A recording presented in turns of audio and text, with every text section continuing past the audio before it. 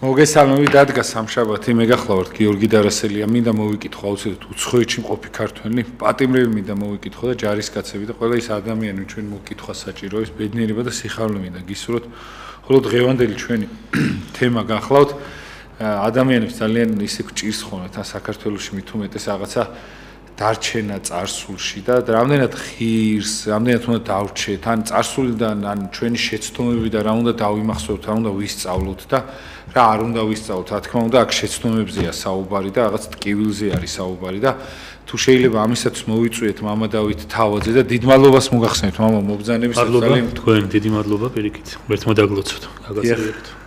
ძალიან გვიხარია მამა თქვენი მობრძანება და ორმესი მადლობა მართლა კიდევ ერთხელ და მამა თუ შეიძლება მამა ადამიანებმა ძალიან ვიცით რაღაცა იბოროტი რაღაცა ჩაგვიტოვებს ხოლმე ადამიანებს რაღაცა გონებაში რაღაც სუსტი ადამიანი და სულ ყოველთვის რაღაცა ტკივილს დარც და შემდეგ ამ დარდით ცხოვრობთ რაღაცა და გარკვეულწილად რაღაცა ღვთის გმობამდეც მივყავართ ხოლმე ამ დარდს ჩვენივე ფიქრებში რა თქმა უნდა და როგორ უნდა ანუ სწორი იქნება თუ არა ადამიანის მხრიდან ის რომ სიტყვაზე ჩარჩეს და დარჩეს იმ მდგომარეობაში თუ არა იმ შემთხვევაში როცა თვითონ მაცხოვარი გეუნება სიტყვაზე რომ ჩემი ჯვარცმა იყო თქვენთვის და უნდა გახსოვდეთ ეს ყოველდღიურად ხო სიტყვაზე აი თუ შეიძლება ძალიან საინტერესო თემა გქონთ როგორც ყოველთვის გიორგი ინაცვალე ძალიან მიხარია ყოველთვის თქვენთან ყოფნა იმიტომ რომ აქ არის ყოველთვის ისეთი ატმოსფერო როცა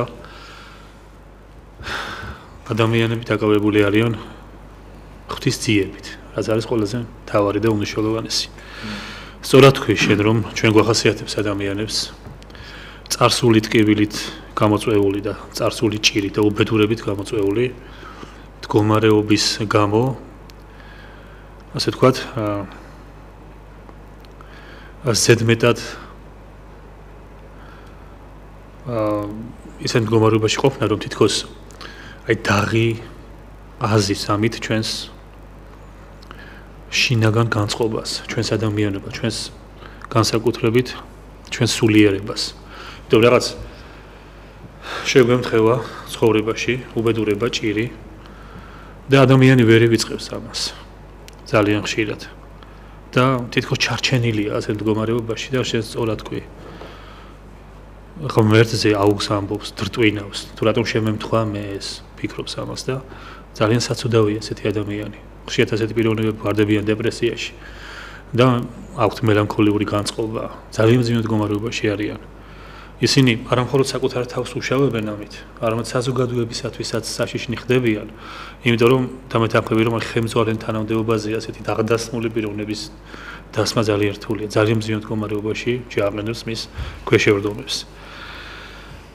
საერთოდ ჩვენ უნდა ვიცოდეთ ერთი რამ და ჩემზე კარგად იცი გიორგი და ყველას მოგეხსენებათ ვინც ტაძარში დადის როდესაც ადამიანის ცხოვრებაში მოდის ჭირი და უბედურება და ჩვენ ყველას გამოგვიცდია ხომ მსგავსი რა უნდა ვითვალისწინებდეთ იმას და ვაცნობიერებდეთ რომ ღვთისნების გარეშე როგორც წერია მათი სახარებაში ჩიტიც არ დავარდება მიწაზე ყველაფერს უფალი აკონტროლებს უფლის დაშვების გარეშე არაფერი არ ხდება რა თქმა უნდა ეს არის ძალიან მძიმე ჩვენთვის ლაპარაკი ადვილია, როცა შენ ცხოვრება მოგიჭერს, მარწუხებს, ძალიან რთულია იმის წინასწარ გააზრებაში, როგორ მოიქცევი ამ შემთხვევაში.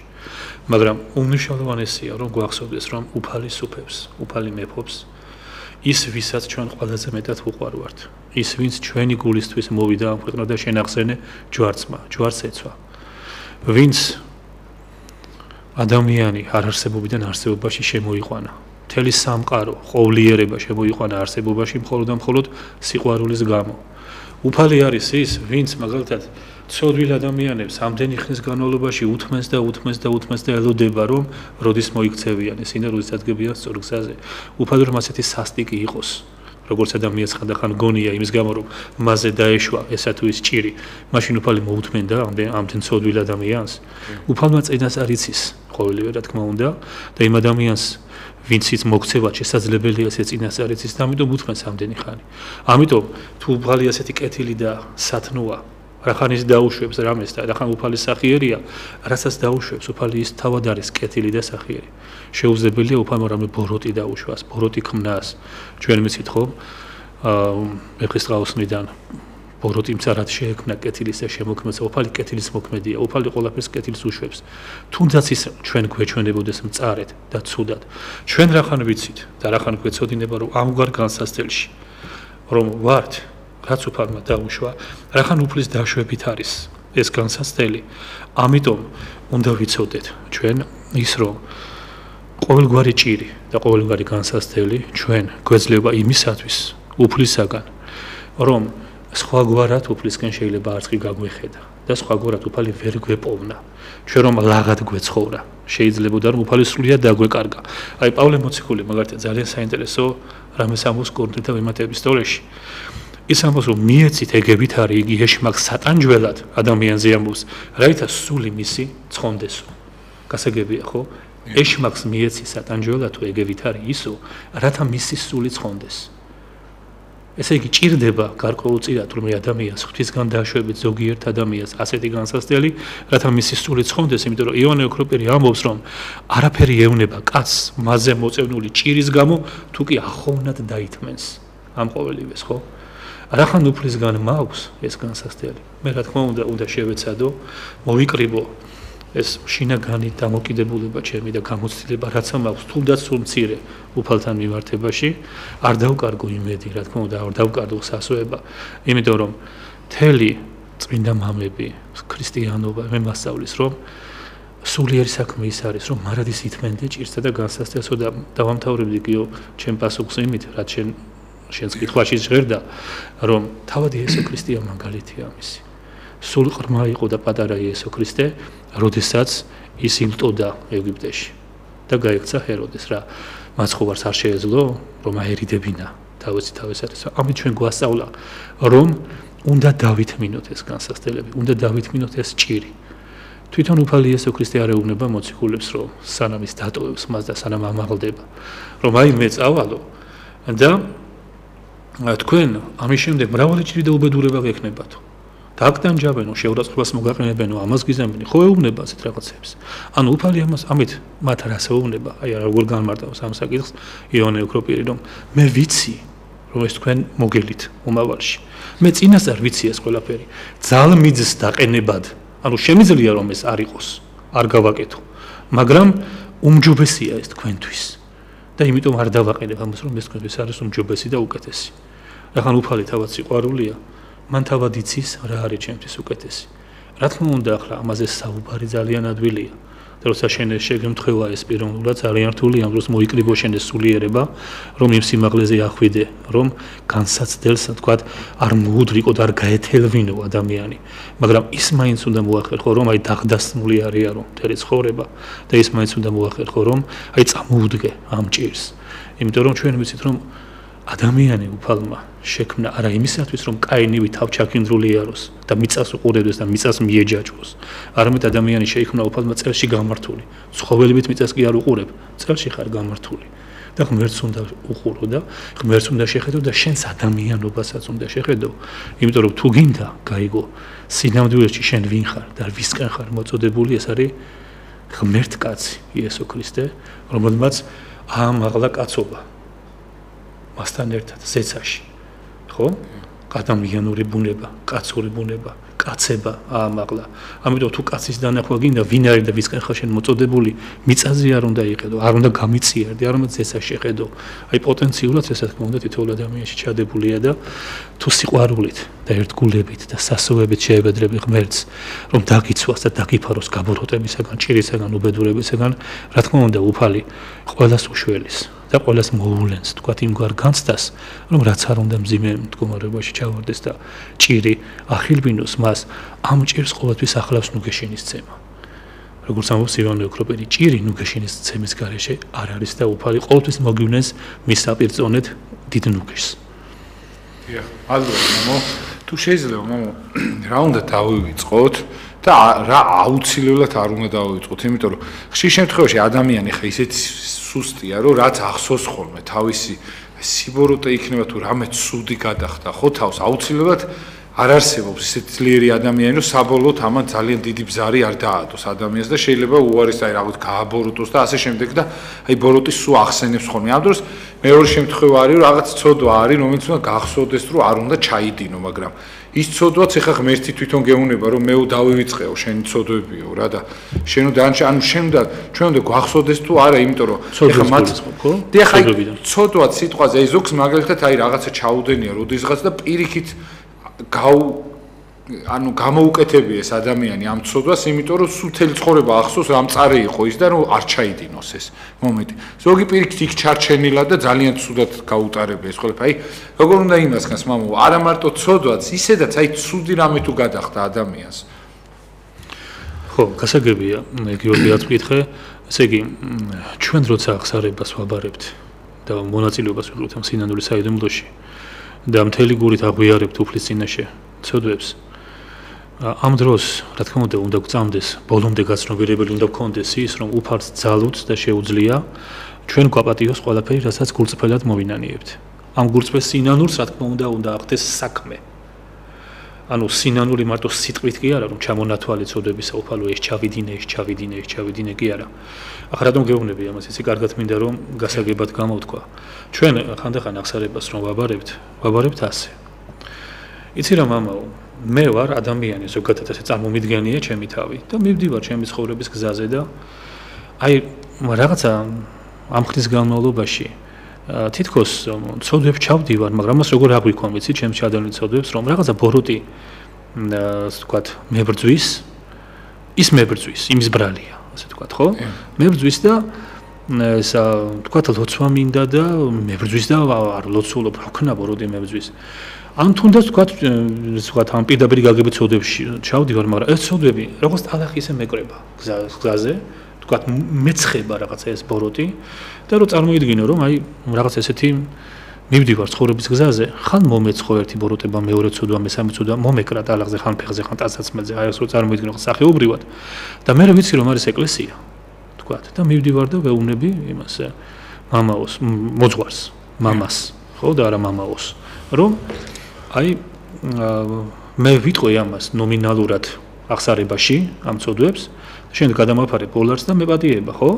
ანუ მე რას გეუბნები ახსარებაში მამაო, იცი რომ მე შევწოდე ამპარტავნებით, შევწოდე ანგარებით, შევწოდე ტყუილით და ვთქვათ ცოდვილი ფიქრით და ასე შემდეგ შევწოდე. ანუ სინამდვილეში არასწორად ვამბობ ახსარებას. შენ კარგად გვიწე ღან, მე მგონი ჩვენს პირად საუბარში იყო ეს, რომ ესე იგი ადამიანი როდის მიდის უფალთან, როცა მთლიანად უარყოფს საკუთარ თავს.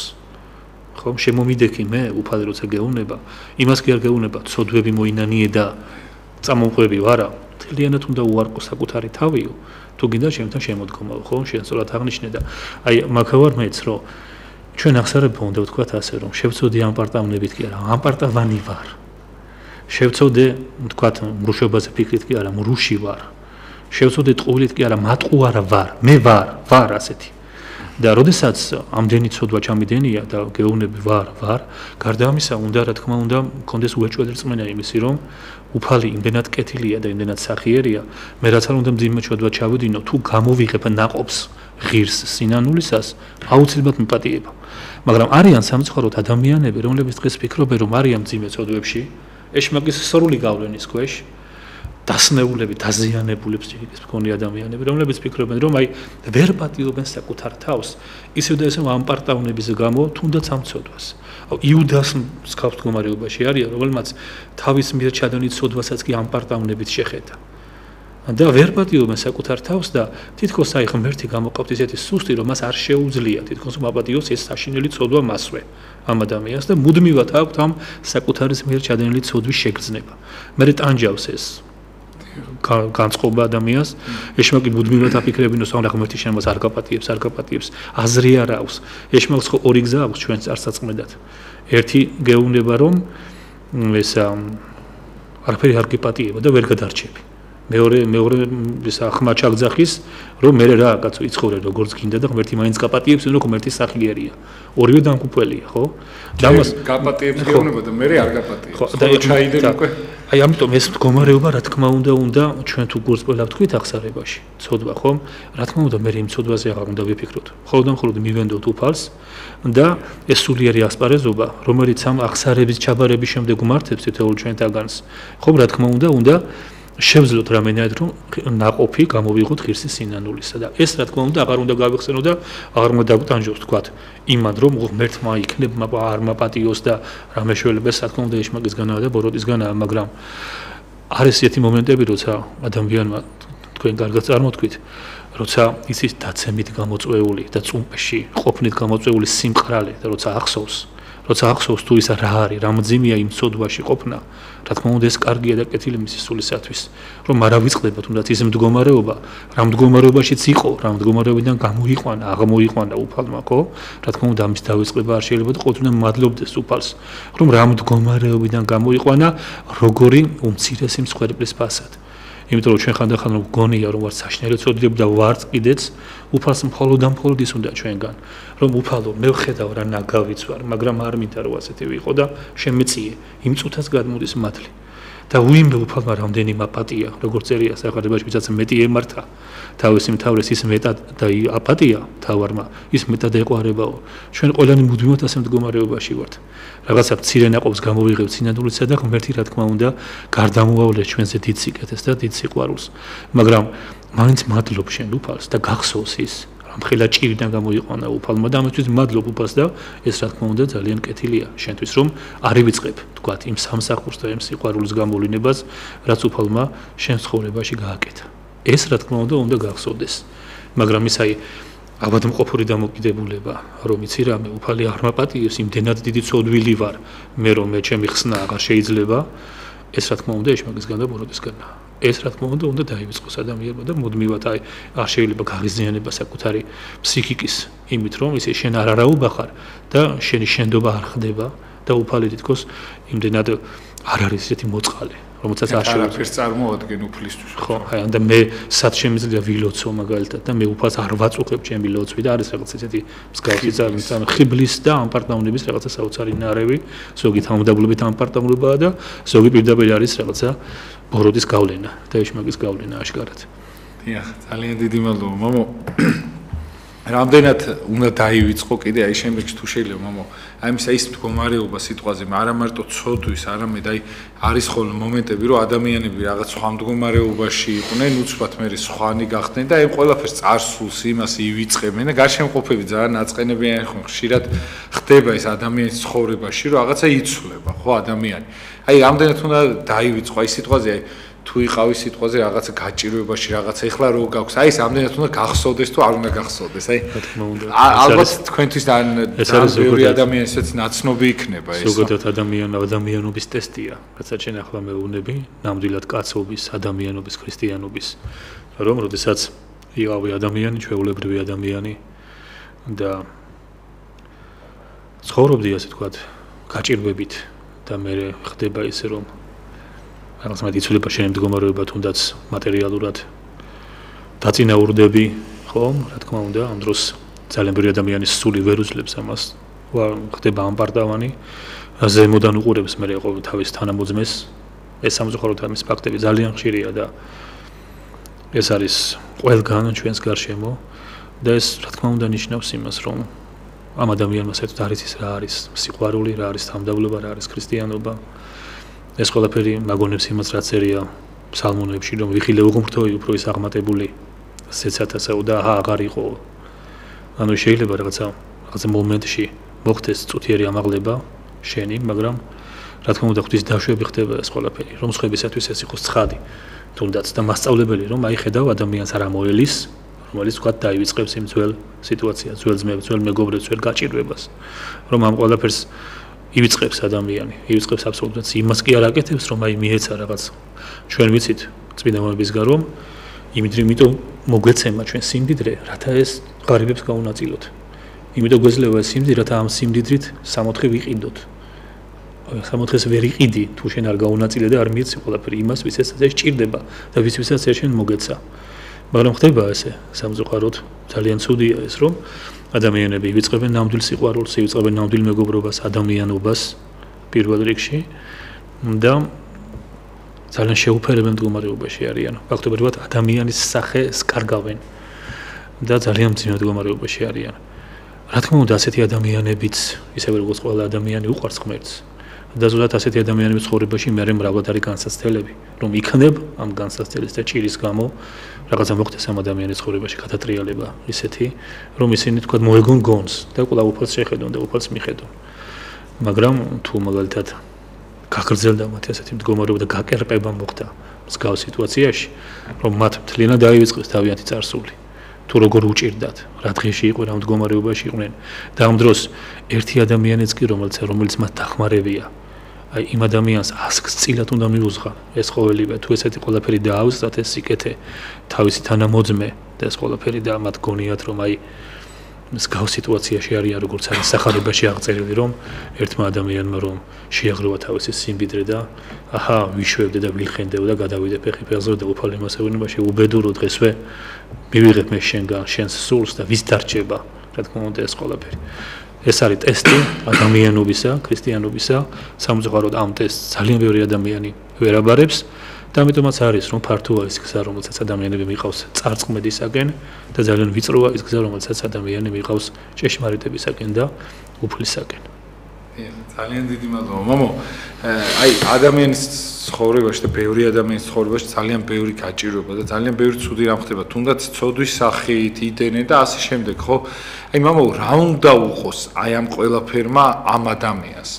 თქვენ კი თქვით მიახლოებითი პასუხი, მაგრამ თუ შეიძლება ეს ადამიანი აი ამ ცუდით, უარყოფითი და ასე შემდეგ უნდა გაიზარდოს, თუ აი რაში უნდა გამოიყენოს მამო ეს ყველაფერი?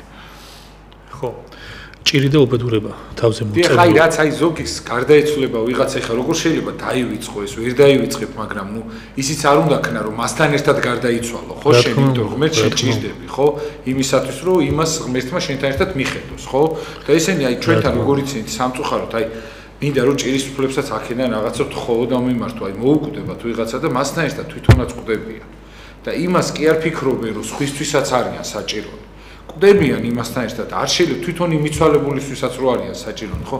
ძალიან გული მწყდება დღეს კი არა და საერთოდ ბევრი ადამიანი წერს ამასთან დაკავშირებით, რომ აი ზოგ სახში მისვლა არ უნდა, იმიტომ რომ დედამის მეორე შვილი მოუკვდა და საერთოდ თელის იმას ქნა და აი 20 წელი გავიდა, კი ვერ კურნავს დრო იარებს, მაგრამ აი ესეთი რაღაცები ხდება ხოლმე მამო და თუ შეიძლება მამო აი როგორ უნდა დარჩე ცოცხალი აი ყველაფერი გაჭირვების მერე უფროსურად აი ეს კითხვა მინდა დაგისვათ, იმიტომ რომ ძნელი არის აი მეც დარწმუნებული ვარ რომ ეგეთ ცუდი რაღაცა რომ მომივიდეს მეც მოვკვდები მასთან ერთად, იმიტომ რომ ესე მართლა თქვენთვის არ იყოს ადვილი აქედან საუბარი, მაგრამ აი რამე რაღაცა გამოსავალი, იმიტომ რომ რაღაცა გონია ჩვენ რომ ღმერთს არ ვჭირდებით მერე რა და ყველაფერს აი რაღაც ხას უსვამთ ხოლმე და თუ შეიძლება აი როგორ უნდა გვახსოვდეს ეს ყველაფერი? ხო, რა თქმა უნდა, ეს იმდენად მძიმეა ადამიანისათვის, როდესაც ისეთი უბედურება ატყდება თავს, რასაც ქვია თუნდაც ოჯახის ევრის სიკვდილი, მე თვითონ გამომისდია ეს ყველაფერი და ვიცი ეგ რას ნიშნავს. ეს ყველაფერი რა თქმა უნდა, ვერასოდეს არ მოხდება ადამიანი, ვერ დაივიწყებს ამ ყოველივეს. ეს რთულია ამის დავიწყება. მაგრამ გარდაცვალება შეიძლება, ხო. აი შეიძლება ვიღაც საპყრობილეში ყავდეს ერთი შვილი, რაღაც ასე შემდეგ ზოგსავთ, დიახ, ოჯახი ქონდეს დანგრეული და всё იმასთან ერთად დაინგრეს. სიტყვაზე ბოდიში ეს არ კი ბატონო, მესმის, ანუ ეს უბედურება, რაც ჩვენ გვაქვს ცხოვრებაში, ძალიან რთულია, რომ ადამიანი ისედაც ისეთი არსება ხორციელი, ცურებისკენ მიდრეკილი, სუსტი არსება, რომელსაც გონია, რომ აი რაღაცა ცხოვრობ ნორმალურად, კარგად, ვთქვათ, სულიერ საქმეს ვეწიე და იმის ნაცვლად რომ აი ახლა ველოდებოდი მათ ხენას და შვებას, ამ შესახებ საუბრობენ წმინდა მამები, ამ დროს მეწია განსასწრელი და უბედურება და ჭირი, ხო? და რატომ ხდება ეს უფალმა დამივიწყა, უფალი სასტიკია, ესეთია, ადამიანს უამრავი კითხვა აქვს. ეს შეიძლება რა თქმა უნდა ეხება იმასაც, რომ გარდაეცვალა ახლობელი ადამიანი და სხვა რამე უბედურებას და ჭირს. ძალიან რთულია ამის დავიწყება, მაგრამ შესაძლებელია, რა თქმა უნდა ის, რომ ამით ამ ჭირით და განსასწრებით კიდევ უფრო დაუახლოვდე უფალს და კიდევ მეტად დაუახლოვდე თუნდაც იმ გარდაცვლილ ადამიანს და გარდაცვლილ პიროვნებას. იმიტომ რომ სინამდვილეში ჩვენ ვიცით, რომ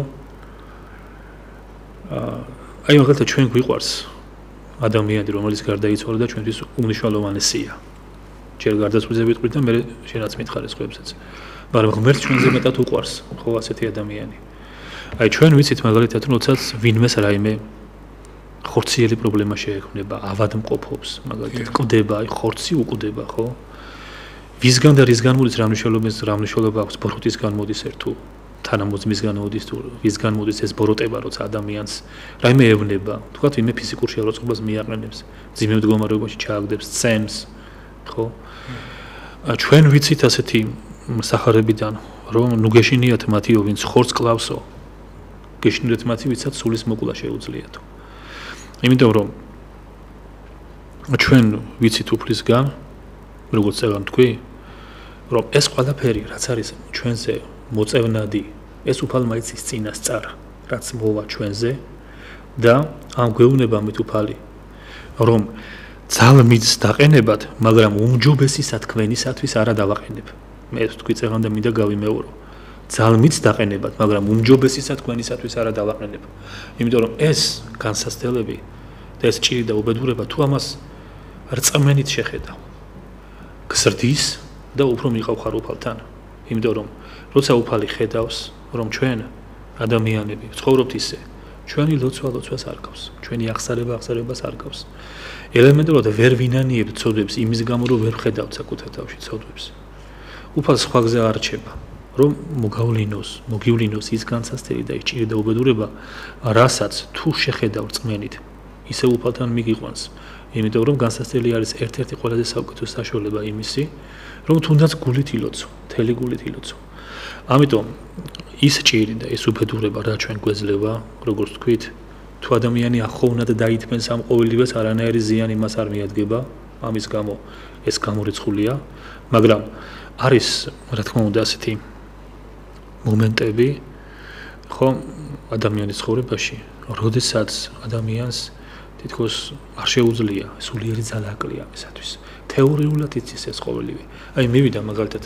და აღსარება თქვა მოძღვარი იპოვა ჩააბარა აღსარება და არის ძალიან მძიმე მდგომარეობაში გაუბედურებულია და ყველაფერი თავიდან ბოლომდე სწორად და კარგად აუხსნა მოძღვარმა და უთხრა რომ შენ ამისათვის ჩემო შვილო ჩემო ძმაო არანაირი ტირილი კი არ გმართებს არამედ უფალი ცოცხალია უფალი შენთანაა უფალი არ მიგატოვებს ნუ გეშინია ყველაფერი კარგად იქნება სინამდვილეში ქრისტიანისათვის გარდაცვალება სიკვდილი არ არსებობს ხო ადამიანებს რო გონიათ მაგალითად თავს იკლავენ თავს როგორ მოიკლავს ადამიანი როდესაც ადამიანი როგორ შეიძლება ადამიანმა თავი მოიკლას როდესაც ადამიანი როცა იკლავს თავს ბრჭყალებში ხორცს კლავს თორე სული მაინც ოცხალი რჩება და ის რაც არის სინამდვილეში ადამიანითაც არსებობს რაც არის მაშინ ის თავის თავს გზნობს ის მაინც რჩება ამიტომაც ამბობენ მე რომ თვითკლობის შემდეგაცო ადამიანები იქაც ცდილობენ თავის მოკვლასო იმდენად გაუბედურებულები არიან ხო ასევე სიკვდილი ხომ აბსოლუტურად არ არსებობს სიკვდილი ხომ ერთხელ და სამუდამოდ იესო ქრისტე მოკლა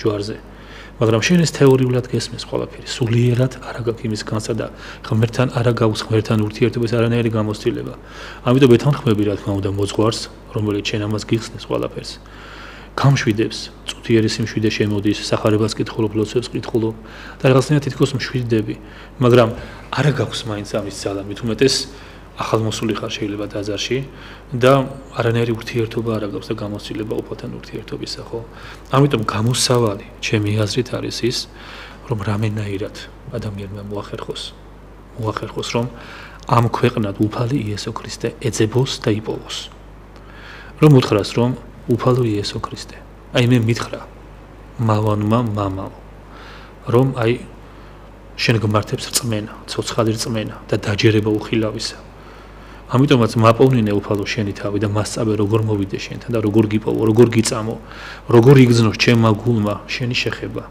აი როგორ ვიგზნო მთელი არსებით რომ შენ მართლა არსებობ უფალო და არასდროს არ მიმატოვებ სანამ არ გიპოვი სანამ არ მოხდება თანხვედრა ჩემი და შენი უფალო იქამდე მე არანაირი არ შემიძლია ელემენტარულად რომ გაუძლო ამდენ განსაცდელს და ამდენ ჭირს და როდესაც მოხდება ის რომ ადამიანი გულწრფელობით ილოცებს და მის ხოვრებაში დადგება ის ნანატრი ჟამი გაეცემა ადამიანის მარადიულ კითხვას პასუხი ოდეს მოხვიდე უფალო ჩემთან როდესაც ეს ყველაფერი რაღაცა მასკარადი და თეატრი კი არ იქნება ეს იქნება რეალობა და როდესაც აქ არაფერი არ იქნება სიყალბე ეს იქნება რეალური ცხოვრება ამ დროს რა თქმა უნდა ადამიანი მოახერხებს იმას რომ იპოვოს იესო ქრისტე მასთან ურთიერთობის გამოცდილება შეიძინოს იესო ქრისტესთან ურთიერთობა უკვე სამოთხეში მოხვედრას ნიშნავს იესოს პასუხი ჯვარცმული ავაზაკის მიმართ დღესვე ჩემთან ერთად იქნები სამოთხეში ნიშნავს იმას, რომ თუ ქრისტესთან ხარ, უკვე სამოთხეში ხარ, სრული სიმშვიდე გაქვს მოპოვებული. როცა ადამიანმა მოიპოვა უკვე სრული სიმშვიდე, მე რაღა განსასწრელი შეგაშინებს, ხო? როცა შენ უფლის დაინახა უფალს. როდესაც შენ გაიგებ უფლის ხმას, რომელიც გეტყვის ნუ გეშინია მე შენთან ვარ, როგორც ეუბნებოდა მაგალითად წმინდა გიორგის და სხვადასხვა ადამიანებს, რომლებიც ეწამებოდნენ ხო ქრისტესთვის. რა თქმა უნდა, თუ სხვანაირად შეხედავ ამ ყოველივეს, თუ არანაირი გამოცდილება არ გექნება უფალთან ურთიერთობის, მასთან პირადი გამოცდილების, იქამდე რა თქმა უნდა ეს ყველაფერი ძალიან რთულია სატანია. ძალიან რთულია. აი მაგალითად ძალიან რთულია გაიგო ის, რომ აი იესო ქრისტეს შობას რატომ შეეწირა ამდენი 2 წლითგან და უდარესი ბავშვის სიცოცხლე ხო? მღეროდა რომ გაწირა და დაახოცინა ეს ბავშვები, ხო? ძალიან რთულია ამის გაგება, მაგრამ როდესაც ცოცხალი კავშირი გაქვს უფალთან, როდესაც შენ ამით უკვე ცხონებული ხარ და ხარ ღმერთთან სრულ სიმშვიდეში და ღმერთი არის შენთან, უკვე შენ ამ დროს აცნობიერებ იმას, რომ თუნდაც იმ ბავშვებისათვის უკეთესი იყო ის, რომ მთელი ცხოვრების განმავლობაში ისინი რომ იცხოვრებდნენ და ისინი ვერანაირ სულიერ სიმაღლეზე ვერ ავიდნენ და ვერ გადარჩებოდნენ, ეს უფალმა წინასწარ იცოდა და უფალმა ისე და ისე თავიანთი სიყვარულის გამო რა თქმა უნდა, გააკეთა ის რომ ზეციურ სავანეში ისინი დღეს ეიმობენ უფალ იესო ქრისტესთან. და გარდა ამისა, როდესაც ჩვენ მაინც გული გვეთან აღრება ვინმეზე და გვეცოდება იმის გამო თქვათ ის ბავშვები, რომლებიც დღეს იტანჯებიან, ავადარიან, სიმსივნე აქვთ, უამრავი გაუბედურებული ბავშვი არსებობს, მაგალითად მშობელი და ოჯახი საავადმყოფოებში. ჩვენ გვიწევს ხანდახან მათთან ყოფნა და ზიარება და ვიცით რას ნიშნავს ეს ტკივილი და ეს დარდი. და ჩვენ ადამიანური ბუნებით გვეცოდება ის, მაგრამ ღმერთს ჩვენზე 100-ჯერ და 1000-ჯერ მეტად უყვარს.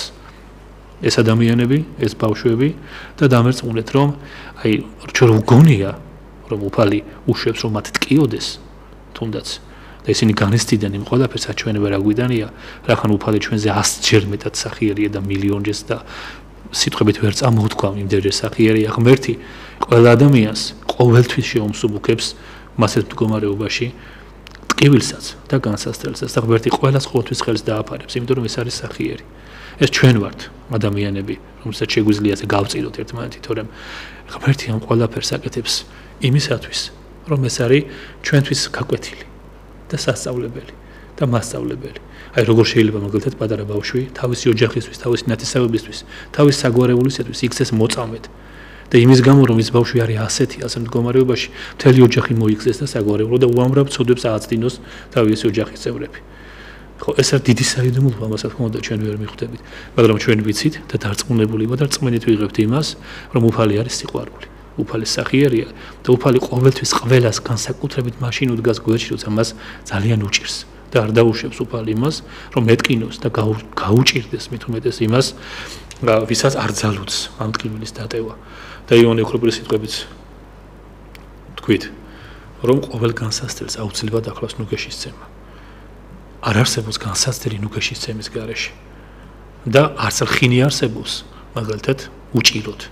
ამას რა თქმა უნდა უფალი თავის საპირწონედ გვიგზავნის იმისათვის რომ ეს ყველაფერი იყოს ჩვენთვის მისაღები, ჩვენთვის რამდენადმე იყოს ჩვენთვის დასატევი. ასე რომ ჩვენ ქრისტიანებს იმის არა გვაქვს, ასე ვთქვათ, იმის დრო რომ ვიწუწუნოთ და დრტვინვაში ვიყოთ ამ დროს. პირიქით, როდესაც მოდის განსასწრელი, კი არ უნდა დაუწვე ამ განსასწრელს, სასწაკვეთილებაში კი არ უნდა ჩავარდე, კი არ უნდა დაესვას მთელ შენ ცხოვრებას დაღი იმის გამო რომ შენ ქონდა ცუდი ბავშვობა. შენ ქონდა მძიმე ახალგაზრდობა, შენ ტიროდი და ტკიოდა მას როცა სხვები ლიხენდნენ. პირიქით, ამ დროს როცა განსასწრელში ხარ, როცა სიმძიმეში ხარ, ხო?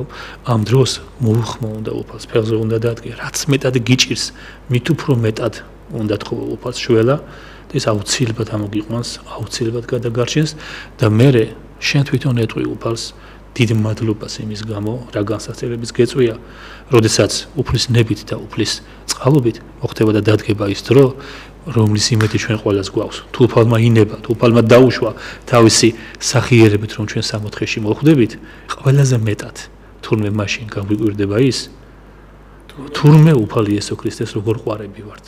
რომლის ჩვენ სინამდვილეში სასტიკი რო გვეგონა, თურმე როგორ ყვარები ვარ. ეს იქნება ყველაზე მეტად რაც ადამიანს გააკვირებს და გააოცებს.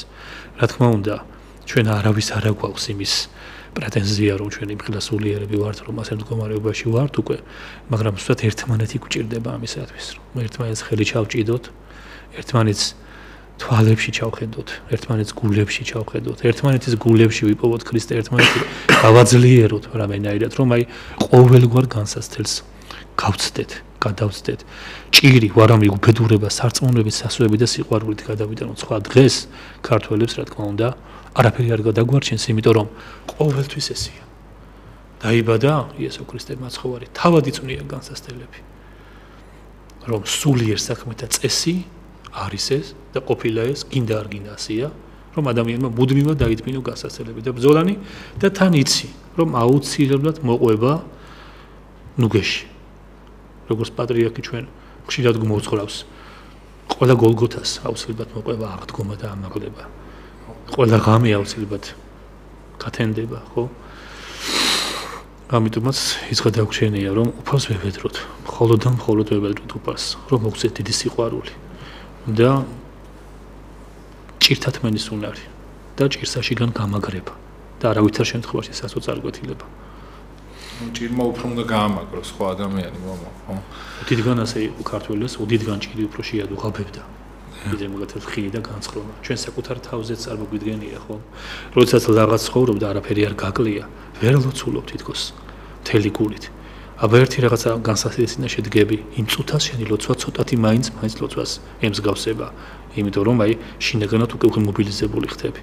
ეს ელემენტარული ტესტია თითოეულ ცხოვრებაში, რომ შენ განსაცდელი როგორ გზდის, ეს წამალია ერთგვარი, რომ ადამიანი რაღაც სულიერებაში წარემატოს და ესეც თუ დავკარგეთ, ჩვენი გადარჩენა ელემენტად არ მოხდება და ვერ მოხდება და არანაირ ცხონებაზე საუბარი არ. ამიტომ პირიქით უფალს უნდა მადლობდეთ და მადლობდეთ იმისათვის. უბრალოდ უნდა ენდო და იცოდე, რომ იმაზე მეც არ მოგივლენს, რაც შენ გაგანადგურებს და მიწასთან გაგასწორებს.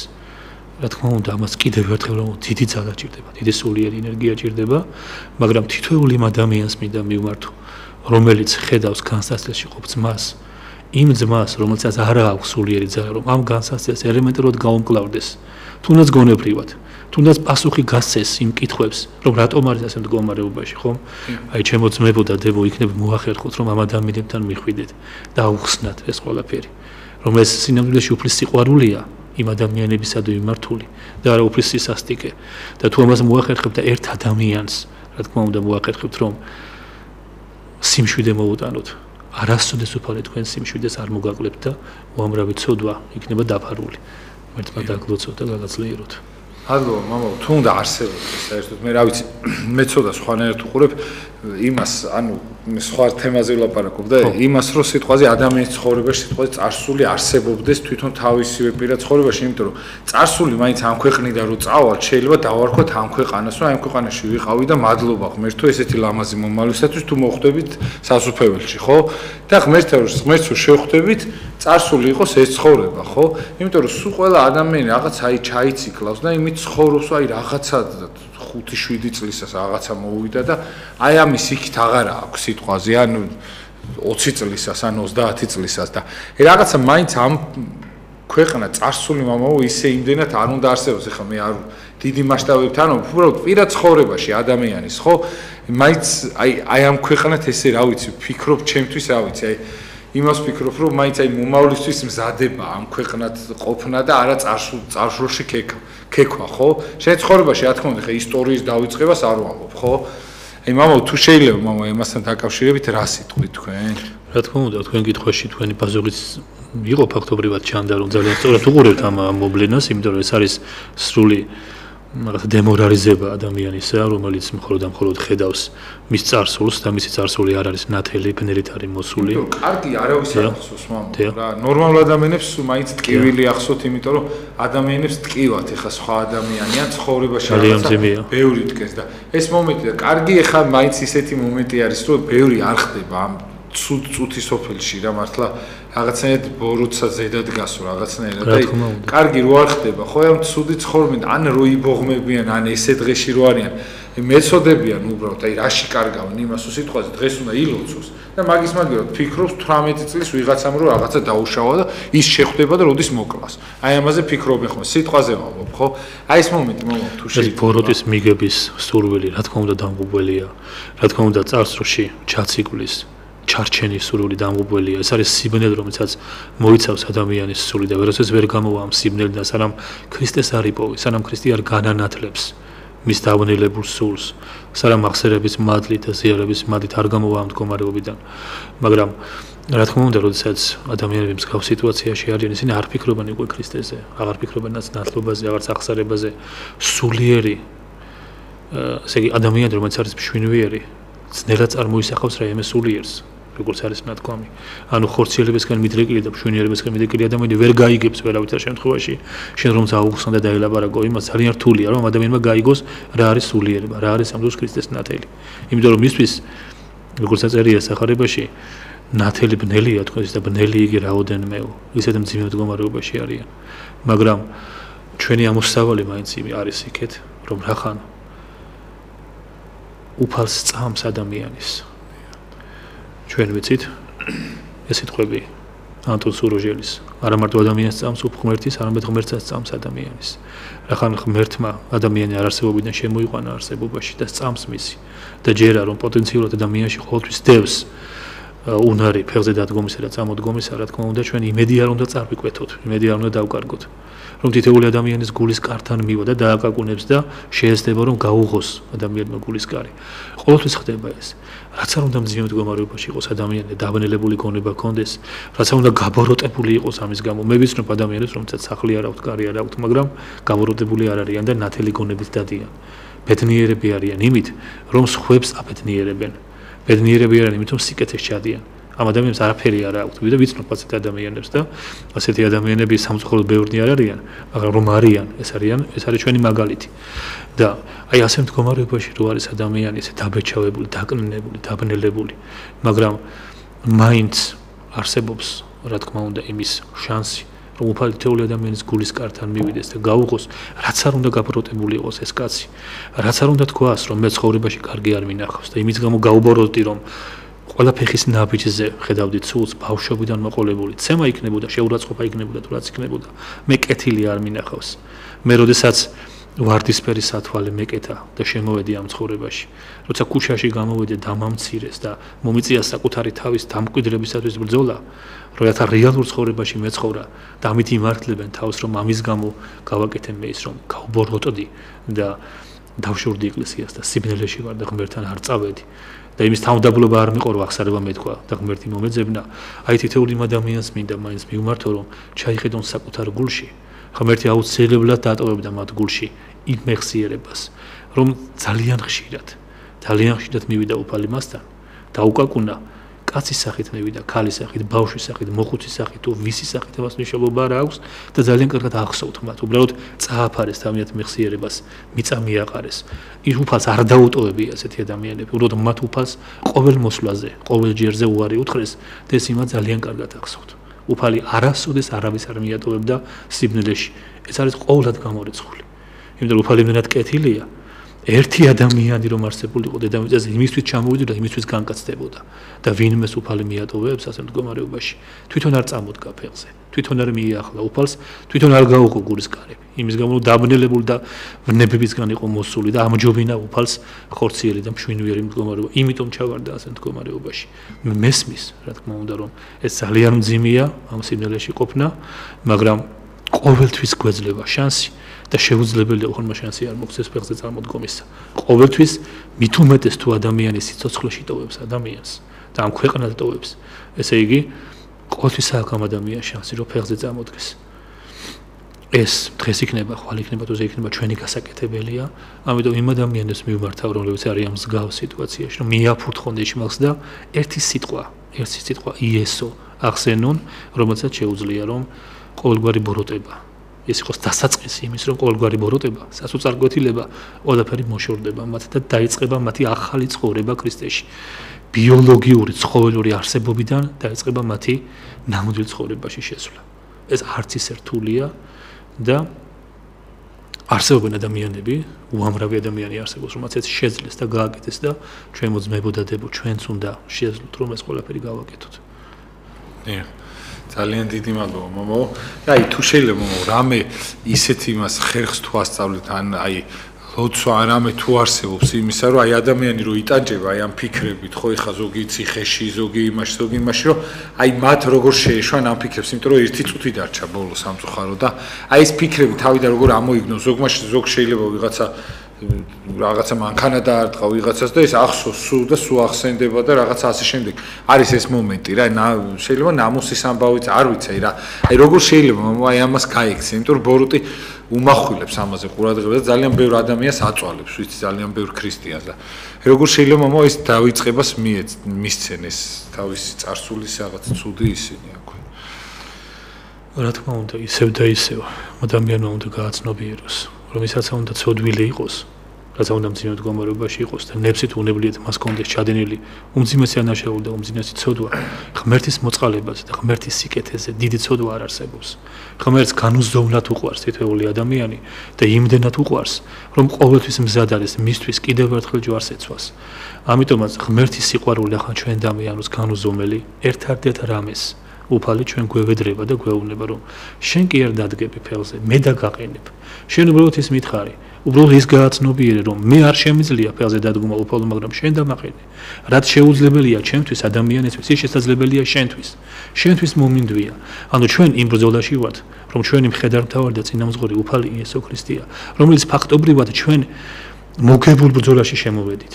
იმიტომ რომ ისინი ჩვენი მხედართმთავარი არის უფალი იესო ქრისტე. ჩვენ უეჭველი გამარჯვება გვიწერია თუ რამდენად მოახერხებთ რომ მის ჯარში აღმოჩნდებით და მის ლაშქარში აღმოჩნდებით. თავარი არის ეს.